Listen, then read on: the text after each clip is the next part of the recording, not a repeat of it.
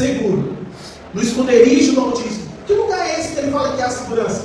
Que lugar é esse que há proteção? Que lugar é esse que há proteção? Que esconderijo do Altíssimo é esse? O salmista Davi, ele mais além de dizer: eu não deveria que um exército se levantar contra mim, porque o Senhor está comigo. Eu preguei aqui no domingo sobre 2 reis lá, que o Ezequias, né? Que ele quando veio a carta de afronto, o que afrontou, falou assim: todas as terras tiveram medo de nós. Por que Ezequias agora que destruiu todos os altares e deixou só um? Quem é esse Ezequias para fazer vocês confiarem no só Deus? Por que Deus se manifestou na vida dessas pessoas que passaram com aperto? Você vê, José foi jogado na cova, Deus deu livramento. Foi jogado na prisão, Deus deu livramento. Davi foi enfrentar o gigante, derrubou o gigante. Davi enfrentou o exército, Deus deu vitória. Por que esses homens enfrentaram o desafio? Daniel foi jogado na cova de leões e Deus deu livramento na cova de leões.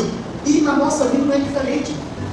Na nossa vida não é diferente. Nós enfrentamos, como diz, um leão o dia todo para rasgar, mas Deus é conosco. Deus é conosco. Eu vejo na vida de Sansão, meu Deus, quem é que barrou Sansão? Ele mesmo. Todos os exércitos do filisteu iam para cima dele, ele pegava uma queixada de jumento, destruía tudo. Gente, como é que Deus, ele se manifesta através da vida de uma pessoa? Através da vida de uma pessoa. Deus opera maravilha através da vida de uma pessoa. Como é que Deus realiza tantas maravilhas através de pessoas? E Deus nos trouxe nessa noite para dizer assim, ó, que ele subiu, eu também que desceu, e concedeu dons aos homens. Dom de quê? Aí quando a gente vai ver os dons, é dom de cura, é dom de profetizar. Agora nós entregamos a vida para Jesus, e nós temos esses dons. Eu vou te a mão direita e falar: eu tenho esse dom em nome de Jesus. Agora nós temos que o quê? Temos que usar o dom. O dom é o quê? É uma ferramenta do mundo espiritual. O profetizar não é uma coisa comum não, irmão. Quando você profetiza e determina algo, seja de acordo com a ligação do Espírito de Deus na sua vida, pode ter certeza que vai acontecer.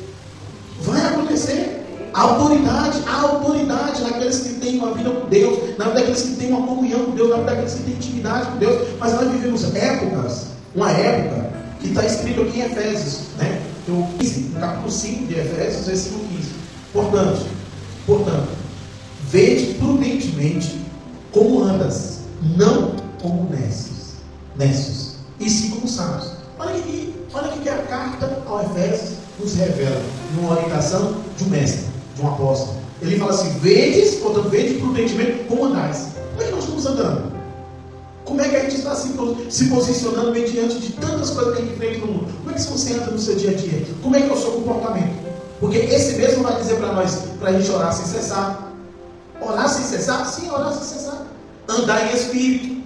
Então tem um procedimento da vida de um crente que é indispensável para um crente andar ao contrário. Tem coisas que nós temos que nos posicionar, tem coisas que nós devemos nos levantar e falar assim: eu quero viver como um cristão tem que viver. Diga glória a Deus. E quando a gente faz isso, a gente alcança o resultado que a palavra de Deus nos garante. Diga glória a Deus. No versículo 16, o que está escrito no verso 16? Olha aí: reprime o tempo, porque os dias são o quê? Os dias são maus. Ah, mas todo mundo é bonzinho? Não. A Bíblia diz que Jesus são vós que sois maus. Foi o próprio Deus que falou sobre a maldade humana, do ser humano.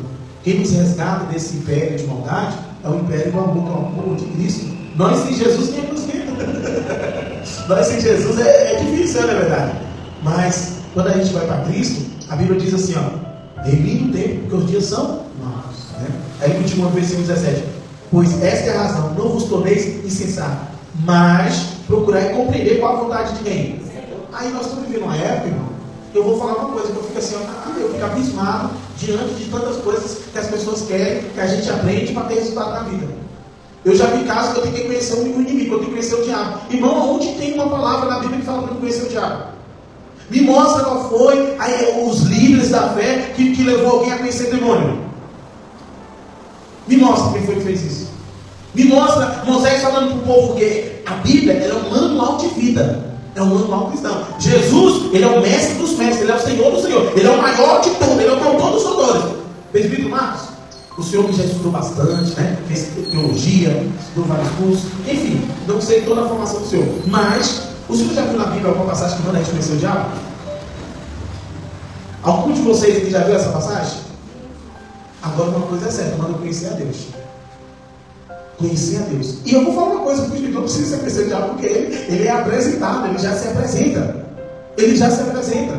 Hoje, se você for ver o número de quantidade de cursos, de coisas, de demônios que tem por aí, que se você não vigiar, você vai estar aprendendo a respeito do diabo. Aquilo que você aprende, aquilo que você absorve, é aquilo que vai estar dentro do seu coração. E aí eu pergunto a você, você quer conhecer o diabo ou você quer conhecer a Deus? Eu quero conhecer a Deus. Eu tinha uma luta para me buscar o conhecimento de Deus, agora eu vou perder meu tempo buscando conhecimento de demônios? Não, eu só preciso conhecer meu Deus. Eu preciso estar debaixo da vontade do meu Senhor.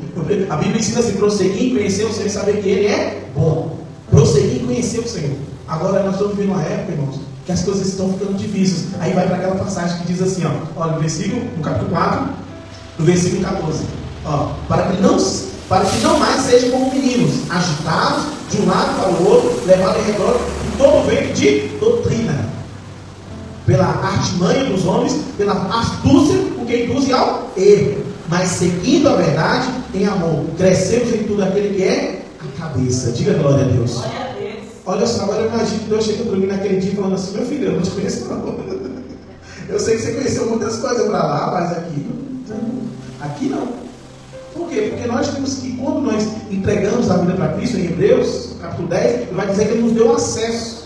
Então, através de Jesus, eu tenho acesso. É uma coisa que o sacerdote tinha uma vez no ano. E entrava com uma rotina, né? Dentro dos estudos, das informações passadas, que ele entrava dessa forma. Agora, se Jesus ele concede esse privilégio, porque ele fala que é o privilégio do crente, a presença de quem? De Deus. Se eu tenho o privilégio de entrar, aí Deus coloca diante de você uma porta para você conhecer Ele, ou uma porta para você conhecer os demônios. Como é que você vai entrar? Só que hoje em dia você não está achando que a pessoa vai para o outro lado. Porque está assim as coisas.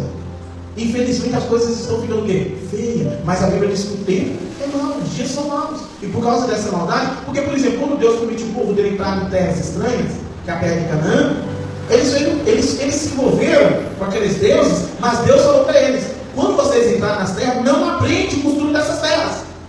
Não se envolvam no costume dessa terra. Só que eles entraram e eles foram deixados levar pela cultura, pelos ensinos, e daqui a pouco eles estavam todo mundo desagradando a quem? A Deus. Então nós temos que vigiar, andar, como ele disse aqui, ó, prudente, ser prudente, vigiando, porque nós sabemos que o inimigo não está de brincadeira, irmãos. Amém?